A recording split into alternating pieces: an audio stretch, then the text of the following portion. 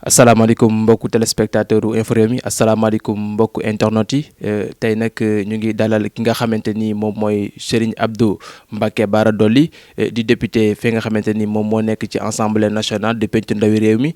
ngir fas yéene waxtaanee lépp li nga xamante ni kat jëm na ci li nga xamante ni moom mooy jàngoroy coronavirus yi buñ fa noppee ñu waxtaanee lépp li nga xamante ni jëm na ci loi d'habilitation bi nga xamante ni ñoom xayma nañ ko xëy na xaatim nañ ko tënk nañ ko aussi tamit woote ko ngir ñu indil ñu ci bépp leeral dinañ janoog ki nga xamante ni moom mooy Serigne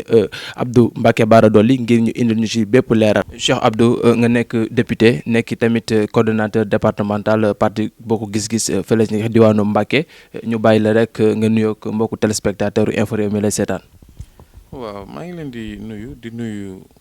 ñëpp ñoo xam ñoo ñuy seetaan ci internet bi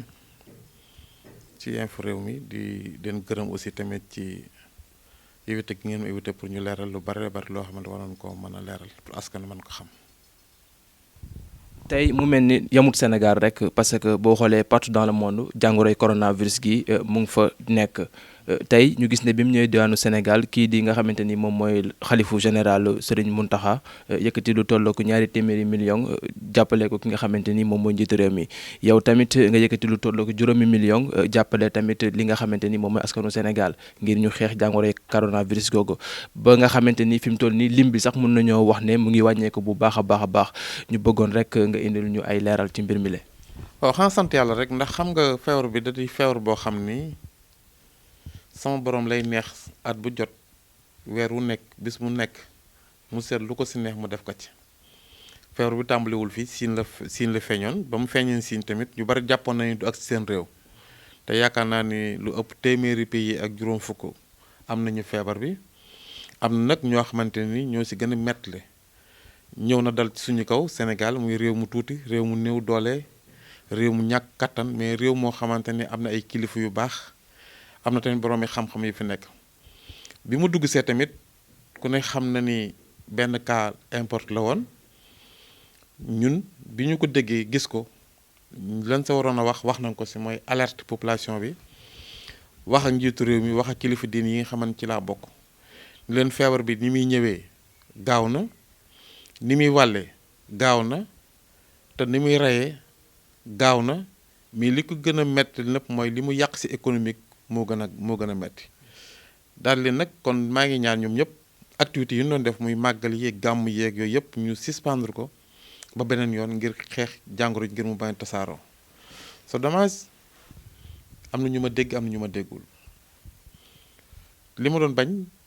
yàlla dem na tey moo nekk lii mooy àddina bi yëpp Sénégal yëpp jox nañ ma dëgg ci ni la ma waxoon bu nga ko toppoon yaakaar naa ne fii mu agsi du fi agsi waaye la naan bu ndox bu ndox tuuroo an bàq si des mais man dama naan dañuy rootiwaat mooy li xas am na mais il faut que ñu xool nan la ñuy liggéeyee ak yan matuwaay la ñuy jël ba nga xamante ni daan ko daan ndax dañoo nekk si guerre boobu nag bu engagé ci réew ñëpp ñoo war a mànkoo nekk ci ginnaaw général bi nga xamante mooy njiitu réew mi ñu nekk ay soldats pour que xeex boobu noonu pour am si ndam ndax bu Sénégal amee ndam du Macky Sall moo am ndam bu Sénégal amee ndam du Cheikh Abdou Bara Dolly moo am ndam peuple yëpp ñoo am ndam kon jàpp naa ne xeex bi na ma si taxe woon ci tàmbali bi noonu lay continuer di si taxaw mooy sensibiliser wax ak askan wi yëkkati sama mooy dugal ci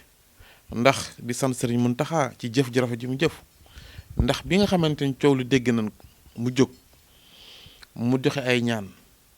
doyul mu yëkkati lu mat $200 millions teg ci kaw taabal bi jox ko président Macky Sall pour jàppale ko man ma topp nit loolu yëkkati $5 millions jox ko président Macky Sall ngir ñu jàppale ko peuple bi li tax ma def ko mooy ndigal ak bëgg sama réew ndax député la askan wee ma tànn mais bokkuma ci nguur gi te bu ma ne woon tey ñi bokk ci nguur gi nañu ko def ci ñoom lay gën a yey ndax ñoom ñoo lekk xaalisu réew mi te député yi ma nekkal assemblée nationale kenn ku si def amul nii président assemblée nii président yeneen yi ñii président groupe yi kenn defu ko si kon bu ma yàlla mayee xolu ma mën a jég sama alal bu ma liggéey jox ko ndimbale ko état Sénégal ñu dugal ko ci ci xeex bi mooy du ma mën lu du sant yàlla mi nga xam yàlla may na ma ko te incha allah maa ngi programme yeneen yoo xam ni lu jëm si askanu Touba lu mel ni dund ak mbirum eau de Javel ak ay saabu yëpp pour dimbali ko donte benn valeur 50 millions pour tasaare ko ci Touba pour que ñëpp mën a am lu jàpp ndi ko si seen kër yi ak loo xam ne dañ ko mën a xeex feebar ndax feebar bi xeex ko du ay wax kese il faut nga jëf ndax nit ki mënoon ne ko bul génn ba pare joxoo ko lu mu lekk mënoon ne ko na nga set te joxoo ko saabu ak eau de Javel bu muy setlee kon nag loolu maa ngi ciy woo état bi aussi tamit di si woo kilifa diine yi ndax Touba ñun ñëpp ñoo ko bokk Serigne Touba moo ko moom mais dañ fa dëkk ak ay taalib yoo xam ne Serigne bi moo woote ñëpp ñu wuy si ñu kon nag dañu ñoo wuy si te am néew nañ doole Serigne si fa nekk te am ay doole il faut ñu jàpp si leen génn si alal ji nga xam taalib yi ñoo leen di jox addiya ñu delloo ko tamit Serigne Touba ci taalibe yi. tey ci corona boobu sax tax na ki nga xamante ni moom mooy njiitu réew mi jël ndogal génneb loi yéen nag indil leen ko yéen ñi nga xamante ni yéenay député yi te maanaam sénégalais yu bari xamuñu sax li nga xamante ni moom la loi boobu tënk tey bu ngeen doon wax loi boobu loi d'habilitation boobu noonu tey lan ngeen ñu koy tënkalee ci ñun ñi nga xamante ni kat ak askan wi nga xamante ni xamuñu loi boobu lan moo ci nekk. waaw loolu moom lu war a leer la loi bi du loi njiitu réew mi ci sartu ndeyu réew mi nga xam ne moo ñu tënk muy constitution bi moo ci am benn article bu ñuy wax article 77 mu wax ni am réew bis bu tolloo ci yenn yi mooy ki jiite réew mi am na sañ-sañ demande président assemblée nationale muy bureau assemblée ak assemblée wax ko ñu may ko woteel ko loi habilitation bi loolu nag constitution bi mu amee yaakaar naa constitution bi mu amee léegi loi boobu ba léegi mi ngi fi sensé wut am na président yu fi ñëwoon jëfe woon nañ ko am na yoo xam ne jëfe woon ko ndax fii réew mi tolloon laaju ko woon te loolu dafay wax ni même yemul ci réew mi bu fekkente ni aussi dafa am lu jóge bitim réew lu si mel ni guerre lu si mel ni comme maladie bi ak yeneen ak yoo xam ne ñëw na pour agresser réew mi te mu leer na ni maanaam am na ay loi yoo xam bu dee jaar si assemblée yeexaay gu mu yeex moo tax njiitu réew mi du mën a faj loolu la ko yoon may ci article 77 bi mu def ko bi mu koy def tamit wax dëgg yàlla ñu ngi koy sant ndax consulté na ñi nga xamante ne ñooy représentant peuple bi nga xamante ni tey ay chef de parti yoo xamante ni opposition parlementaire lañ ko tuddee nga xamante ni tey mënoo di wax te waxoo ko opposition parlementaire bi ñi nga xam am na ay député assemblée nationale kenn ku nekk mu laaj la xalaatam mu laaj la lan mooy sa xalaat wax la tamit moom lan mooy xalaatam ak ni mu gisee ñun ñëpp ñu adhéré wu ci li nga xamante ni moom la wax ni moo tax mu bëgg ko ndax loo xamante ni ñetti weer lay doon bu ñetti weer yi jeexee assemblée nationale continué waat doon doxe nam doon doxe kooku yaakaar naa ni bu ne dama bëgg a xeex loo xamante ni jàngoro la bu dugg si réew mi te jàngoro jooju nekk jàngoro ju bon joo xamante ñëpp lay lor ndax jàngoro ju xamul buur xamul baadoola xamul sëriñ xamul taalibe ñëpp la mën a dal ndax yaakaar naa bu fekkonte ni set doo ngay tax xëy na jàngoro ju dal kenn ku si mel ni Pape Diop yàlla na ko yàlla Pape Diouf moomu noonu yàlla na ko yàlla yërëm du fi jógee te ku ne xam na ni xëye di wut kon yàlla moom mooy seet lu ko neex mu def ko kon loolu mooy loi habilitation dañ ko indi procédure de urgence ñëw na assemblée na alxames ajjuma ñu daje bi ñu dajee ajjuma après lundi bi ci la ñu woo commission bi ñu demee commission bi tamit man en tant que le vice-président commission de loi nga xamante ni mboolem loi yi ne assemblée ki jiitu maa si topp ñun ñu war di ko càmbar di xool ba xam loi yi ñu ngi koy jaarloon wala jaarloon ko yoon indi nañ ko ci commission bi ministre bi ñëw bi mu ñëwee tamit la ma ci war a wax naa ko ndax nee naa président de la république lam ñu waxoon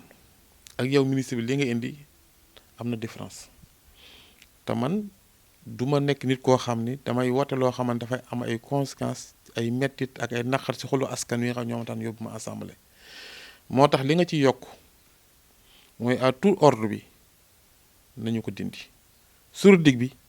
nañu ko dindi wala man duma ko wote wala réserve laa koy wote bi ma defee loolu ñoom ñu ne wax dëgg yàlla jàpp nañ ni lii bu ñu ko defee moo gën ñoom mais bi ñu koy defuñ ko si ndigalul Macky Sall président de la République ndax président Macky Sall lim ñu yónnee muy texte bi ñu adopté ko conseil des ministres loolu ministre bi wax bokku ci woon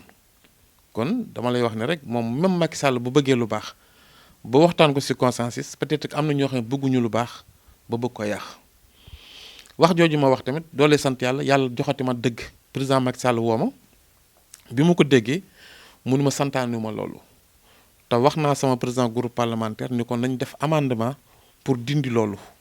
ndax loolu sama ndigal ndax man jàmm laa woote bëgg réew mi nekk benn opposition au pouvoir amatul Sénégal moo am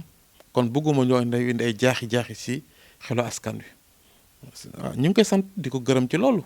ndax bu ko neexoon du ma woo bu ko neexoon du wax président groupe parlementaire ñu def ko ndax président groupe parlementaire am moomu ak kin wax ni ko porté loi muy Abdou Mbow ñoom ñaar ñëpp d'accord nañ ci li ministre bi indi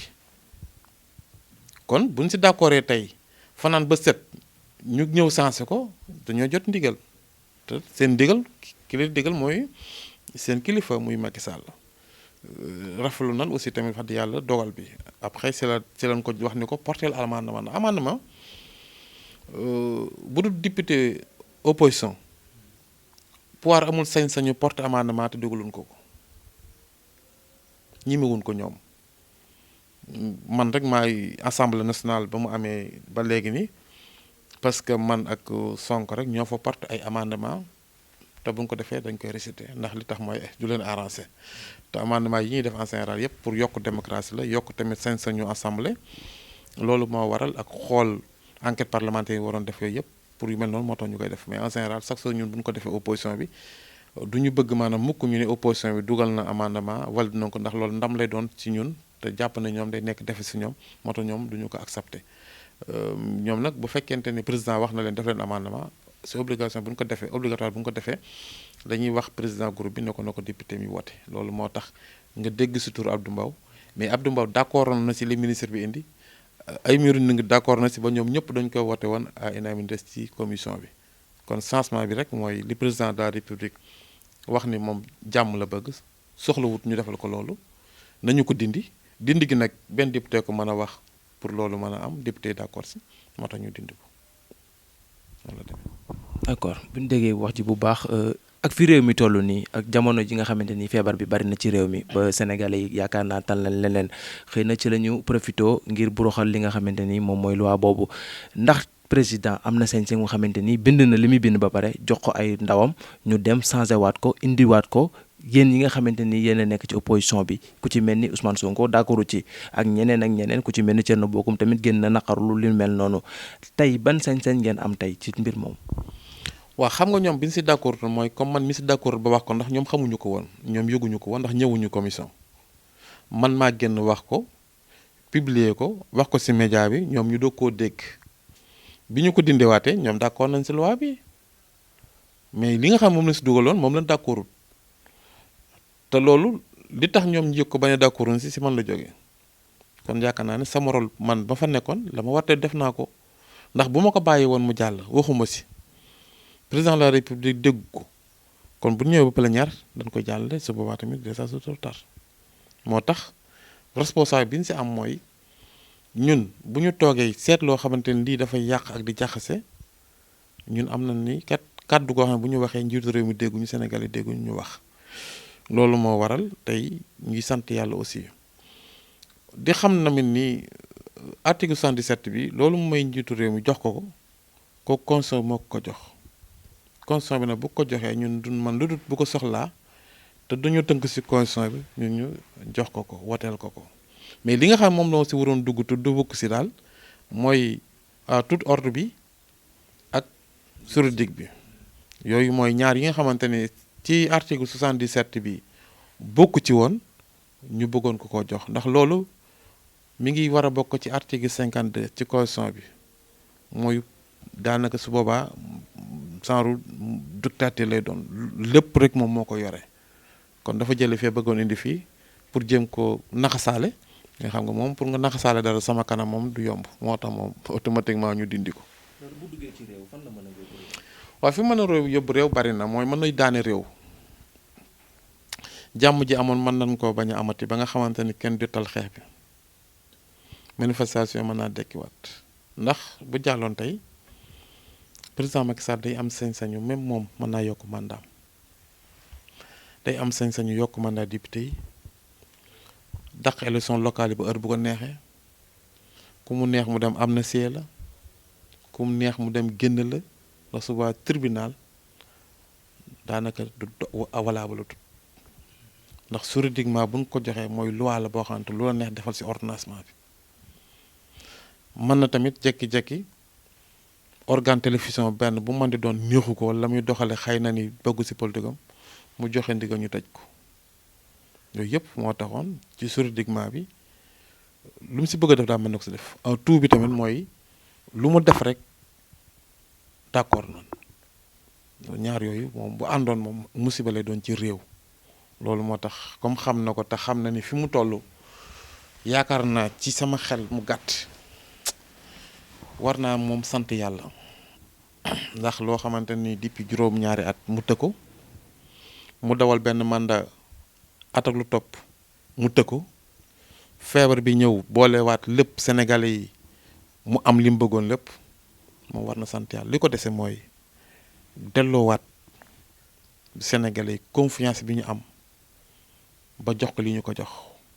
ndax yombut li des na xam ni lii ñu ko jox suñu alal la suñu baat la suñu doole la pour que mu xeex feebar bi ba feebar bi jeex ci réew mi loolu nag buñ la ko joxee boo usee ci yow la ak ñi la wër te jàpp naa ni fi mu toll nii eseg wëru ko ci 3 mois yi nii ndax 3 mois yi bu jeexee bépp ordonnance bu mu def dafay indiwaat Assemblée nationale boole ko ak benn loi boo xamante ne loi de règlement lay tudd boo xam ni loi bi day wan ka ni ordonnance bi lii mu ci def méngoo na ak lii waaye kenn amul nag sañ-sañ si ñetti weer yooyu noonu nga di ko laaj mais bu ñetti weer yi jeexee bu indiwul loolu mooy bépp maanaam ordonnance bu mu def day codit du valable Assemblée nationale du ko considérer comme loi constitution bi du ko considérer comme loi lu baaxul lay doon suba musiba aussi lay dikk moom lay jur. bu. maanaam bu ngeen ko saytuwut bindul leen ko loi règlement après. non loi règlement bi moom obligatoire day ñëw ndax loolu ci règlement intérieur Assemblée la nekk ndax boo jëlee article 3 bi moom wax na ni Assemblée nationale moom da koy demandé ndax boo ko demandé wul Macky Sall mën na la ko bañ a indil mais obligatoire ñun assemblée ñu demandé ko ne ko loi règlement bi ndax loolu mooy waral loi règlement bi suur bi muy ñëwee mooy tombé ak 3 mois yi nga xam ne moom ci la ordonnancement bi ñëwee bi mu doon def ñu boole leen wote leen assemblée càmbar ko par doo ko wote ci lay nag di doog di valable pour que li mu defoon nag léegi juridiquement bokk na ci lépp loo xamante ne lu valable la ci réew mi. Satou Ndeye réew mi mayetu ko mu nekk président de la république amaat 3e mandat ba tax na xëy na fii la waroon a mën a jaar ngir dugal loolu pour que mu mën a am 3e mandat ana ban gis-gis nga am ci Macky Sall ëllëg. waaw xam nga li may wax ni sant yàlla xam nga yàlla bu la mayee kaddu ba boo waxee ñu dégg la doo amal lu du sant ko. ni ko loi bi na ngeen ko amandé ndax le ministre bi def sant moo ko loolu nag dama xaw a jaaxal tuuti ndax ministre de la justice man vraiment xawma lan moo tax ma nekk ci gouvernement bi mais daal jaaxal na ndax bii mooy ñaareel bi yoon muy def lu mu ko sant te aussi constitution bi mu war a jox parlement yi xamu ko te li mënoon a yàq wax dëgg yàlla waru ko woon mën a am jaral muy def loolu te jëlu si ndigal te président de la république du ko xalaat dogal waxtaan jël temps bi yëpp wax ak opposition bi yëpp ñaari baat ñëw kenn dugal ko ngir bëgg a yàqu loolu man daal loolu maa ngi xool daal mais prochain gouvernement daal gaw ma ne dana si bokk jaakaaruma ko waaw du dugg. mën nañoo jàpp ne kon Macky Sall yaa ko tere am 3e mandat. waaw bokk na si te waaw.